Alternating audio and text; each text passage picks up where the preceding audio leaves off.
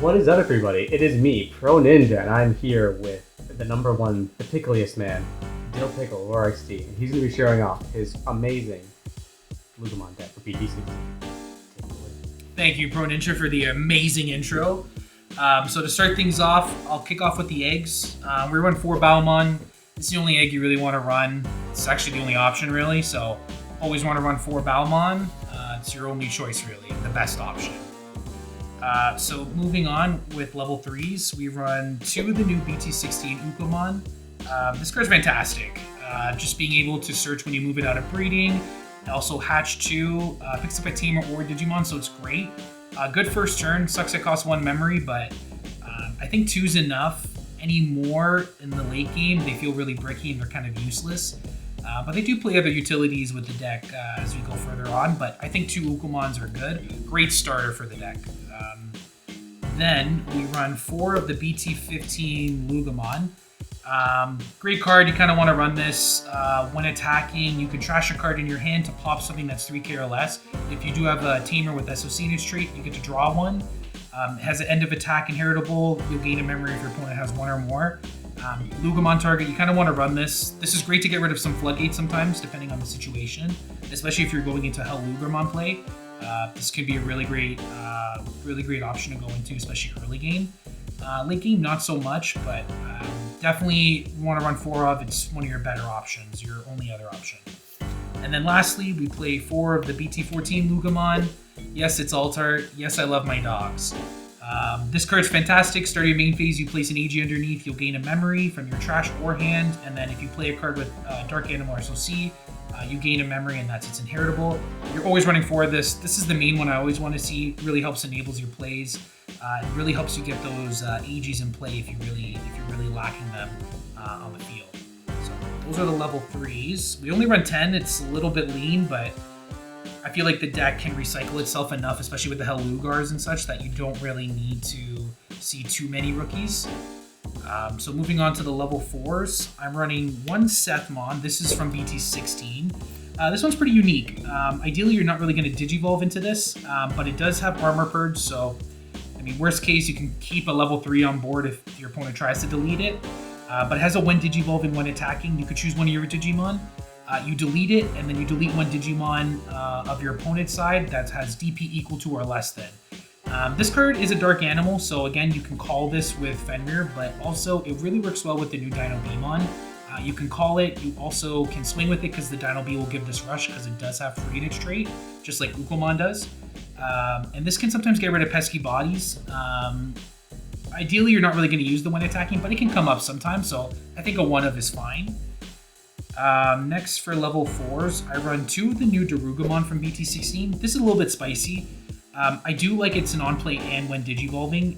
Basically has Collision. It can Digivolve on an SOC level 3 for 2 memory, so you're never hurting if you're going on top of a Loogarmon. You're not punished for that.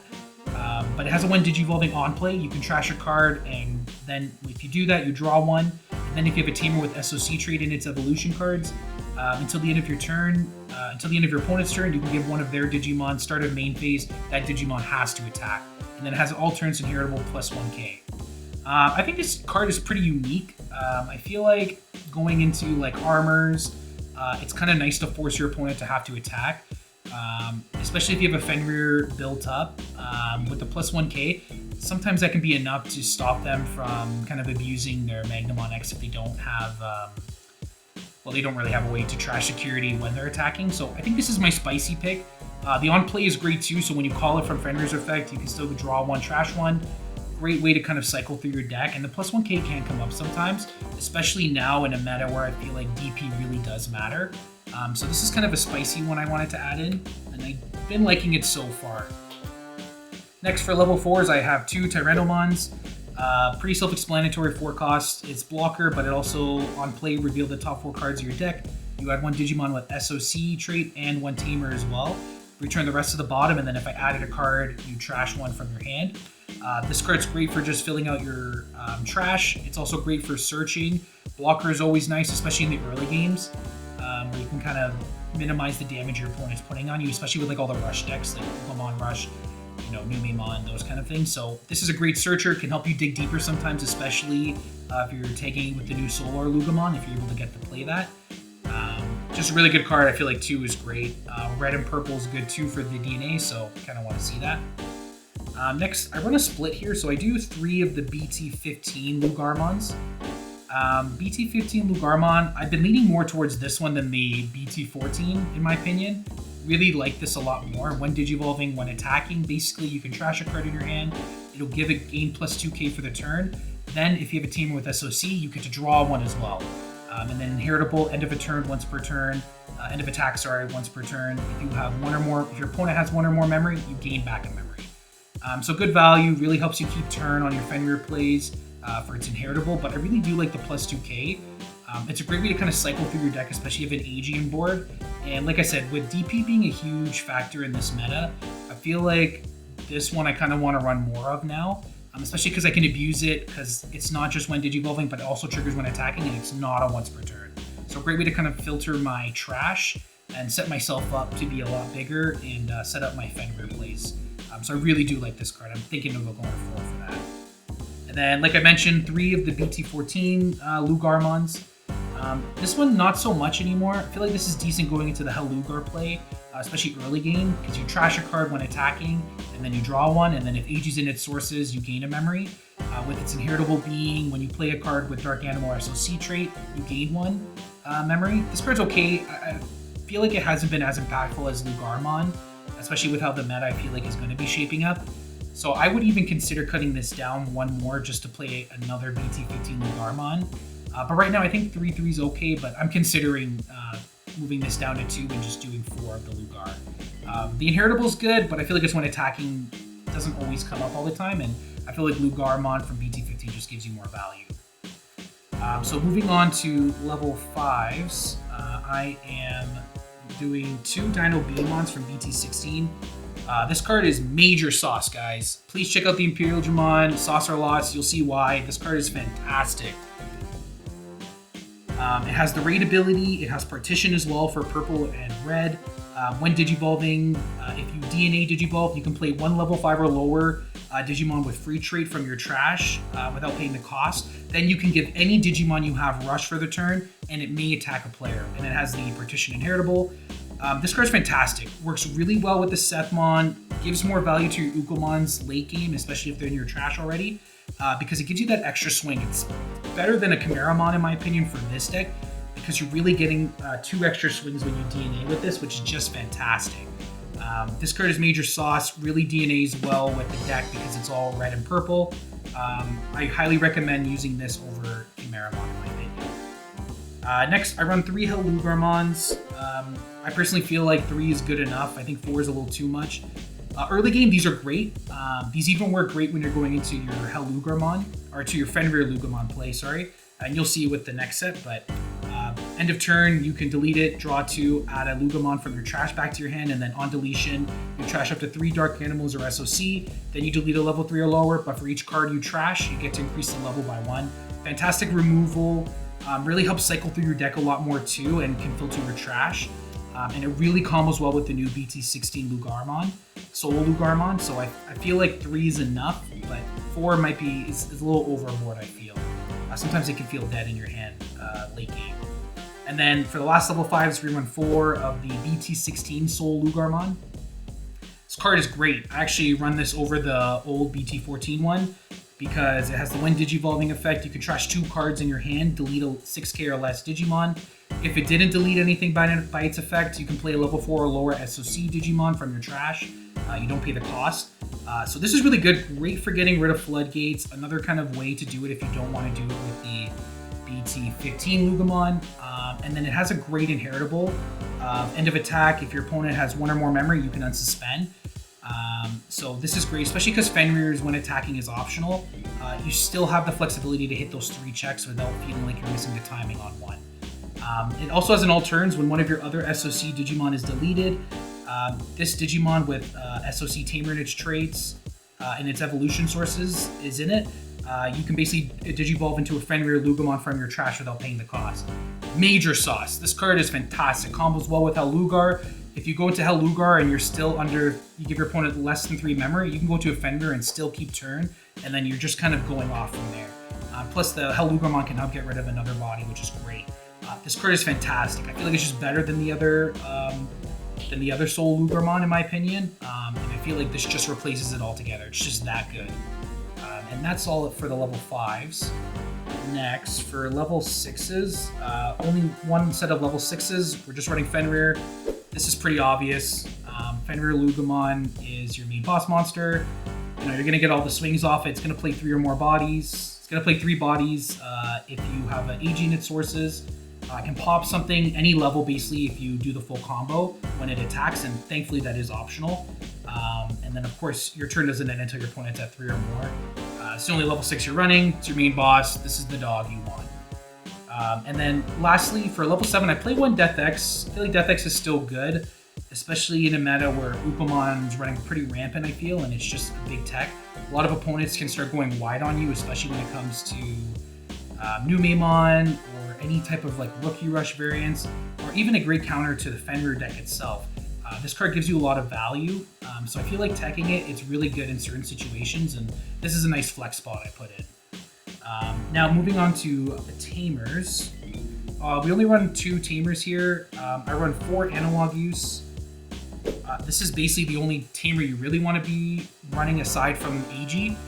Basically lets you look at top 3, you can add a Digimon, trash the rest, and then has a great all turns. If a level 5 with sources, level 5 or higher with sources is deleted, you can suspend it to gain in memory and also hatch. This card really helps give you momentum, especially going with the Hell Lugar. It can help you keep turn and then push out for a new Lugamon on your next turn. So it really helps keep tempo, and this is just a fantastic card. Filters your trash, helps you get the pieces you need, but also gets other pieces in the trash, like a Tamer, like AG, or again, a level 4 or something that you can use later on to call. And then of course we run 4 AGs, you need to run 4 of these. This is the main dude. You can play him out of security, and then starting your main phase, you gain 1 memory if your opponent has a Digimon and he has Mind Link. Of course he gives Alliance and Blocker to all your Digimon that it's Mind Link with, as long as it's Dark Animal or has SOC in its trait. This is the guy, you want to run him, you have to. So, deal with it, or prepare to lose harshly. For options, I run 1 Delicate Plan, just great. If you see this and you're going with your Fenrir, you might as well just have Gain. There's nothing your opponent really can do if they don't have an ace or something that can stop it. Your opponent's kind of done. This is just a fantastic card, especially because the Fenrir has no protection. This is just a great way to ensure games are finished with that. I run 1 Demon Wolf of the Castle of 9 Wolves. This is something I'm still testing out, but it lets you look at the top 3 cards of your deck. You can add 1 SOC trait to your hand, return the rest to the bottom of your deck, and then if you added a card by this effect, you have to trash 1 from your hand. It also has a delay effect. You can play 1 card with SOC trait from your trash, reducing the play cost by 2. Security effect's the exact same thing. It'll search top 3, add a SOC card, and then you put the rest of the bottom, you trash 1 card, and then you place it into the battle area. I'm playing with this a bit. Sometimes if you don't see an AG and you have the other Lugamon in your raising, this card can get you that AG, and then you can start doing your full combos. It's not always ideal, but I'm playing with this a bit. I feel like it combos well early game too with Tyranno. It's an extra search. You can get 2 cards basically, maybe 3 potentially, with this card and Tyranno. So I'm playing with it a bit. I think just a 1-of is fine. I don't really want to sacrifice the other searchers because I feel like they give you just way more value. But we also run 2 purple memory boosts. Look at top 4, add a purple card, Digimon card to your hand, and gain 2 memory. Just a great way to kind of really dig deep if you need to, especially if you're looking for a Dino Beamon for game or a specific piece, whether it's your Fenrir, Soul, or level 4, level 3, whatever. Just really digs deep and helps extend your plays in the end game. And then I run 3 Wisdom trainings. So I took out 1 for the Demon Wolf of the 9 Castles. I'm still playing around with this. The Wisdom trainings don't always come up all the time, so I think 4 is a bit excessive at times. So I think 3 is enough. I see them enough when I need to.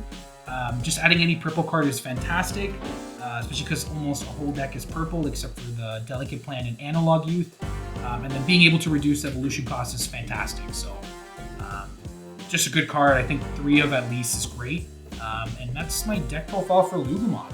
Alright, cool. Appreciate it. Just have a couple questions for you. Mhm. I see you're running Death X over, say, Ruin mode. Have you found there's been a big difference, or is there any particular reason why I prefer Death X over Ruin? Personally, I prefer Death X because I feel like if you're going into Fenrir, you're never really going. You don't really want to. You really want to finish the game at that point. When you're leaving it, when you're leaving Ruin mode out on board, it leaves it susceptible to be clapped back on. And I just feel like you should never be at a point where if you can't finish with a Fenrir, then you should prepare to be losing, in my opinion. So I feel like Death X just gives you way more value. And it can work in the early game too, right? I don't have to wait to get into my Fenrir, so I just feel like at this point, if you're going into Fenrir, you should be finishing for game, which is why I feel like Shine isn't always the best option. You should just never be putting yourself in that situation going into Fenrir. Another question. How do you think this deck does against the big bad armors of the meta? Oh boy. Personally, I would say it's not a good time. I think it can do it sometimes if you're able to build up enough DP, which you can. I think you really want to lean more into the Loogarmons of BT15, and obviously you need to really utilize Alliance more because you need to force them. You need to make sure you're bigger than them. In my opinion, it is an uphill battle. Sometimes you can get there if you're able to get enough chips in the early game before they set up a Magnamon X. The pure volume of attacks you do can be, I would say in my opinion, be enough to stop them, like basically beat over them because they can only block once with the Magna X. Again, I feel like its biggest weakness is the new Magnamon from the Advanced Starter deck. Hitting that in security feels really bad. Digivolving a Fenrir is never nice. You can pass turn at that point. But it is an uphill battle. I'd say it's not the easiest. But armors are probably its biggest uphill, as well as Imperial too with the new Dragon mode. It is a real uphill battle, but depending on how you play, you can get around it. There are ways to do it. It's just, it is a bit of an uphill battle. It's not an easy straight through ride. We'll call it optimistic at best. Exactly.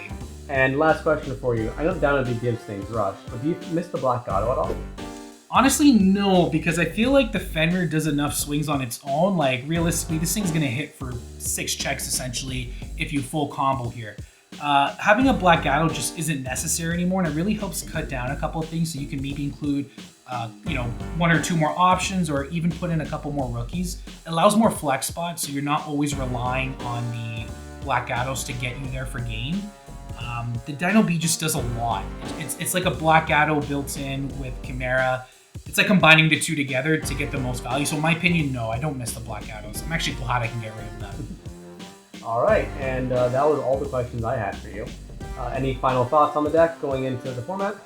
Honestly, I think this will be one of those decks that will see tops. I don't think it's the #1 deck for sure. I think it'll be one of the more competitive options you can go with, but I think the big bad ones are going to be your Armor, whether it's Vaccine or Vmon variant, and then Imperial. Those are going to be your biggest uphill battles. But I can see this deck doing very well in this meta, at least getting top 16s, top 8s for sure. All right, this has been Team Case Hunters, and we'll bring back next time with another spicy deck list. Like and subscribe!